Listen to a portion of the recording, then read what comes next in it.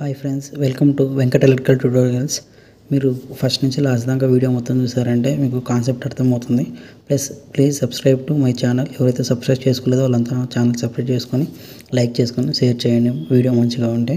So ఇప్పుడు మనం transformer చూస్తున్నాం కదా, ఈ ట్రాన్స్ఫార్మర్ వచ్చేసి ఒక్కసారిగా బ్లాస్ట్ అయ్యేసి మనకి వచ్చేసి ఆయిల్ లీకేజ్ అవుతూ కింద ఫైర్ అనేది అయ్యింది.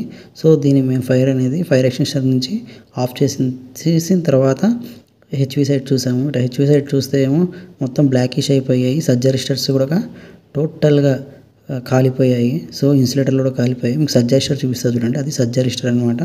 సో మొత్తం కాలిపోయాయి హెచ్వి సైడ్ డోర్ ఓపెన్ చేసిన తర్వాత. సరే అనేసి ఇంకొక యాంగిల్ నుంచి చెక్ చేసాము.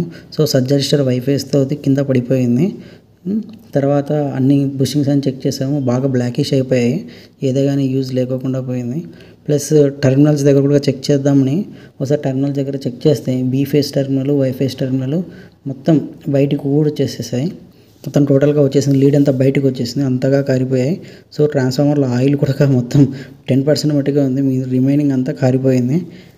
సో ఇలాగ చూడండి ఫ్రెండ్స్, హెచ్వి సైడ్ మొత్తం అంతా బ్లాస్ట్ అయ్యేసి అంతా అయిపోయింది. కింద పార్టికల్ చూడండి అన్నీ కింద పడిపోయాయి.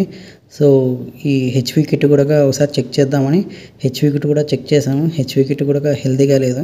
సో హెచ్వి కిట్ కూడా మార్చాలి. ప్లస్ వైఫేస్లో ఉన్న బుషింగ్ ఏదైతే గ్యాస్ వెల్డింగ్ చేసింటామో అది లీడ్ కూడా బయటకు వచ్చేసింది.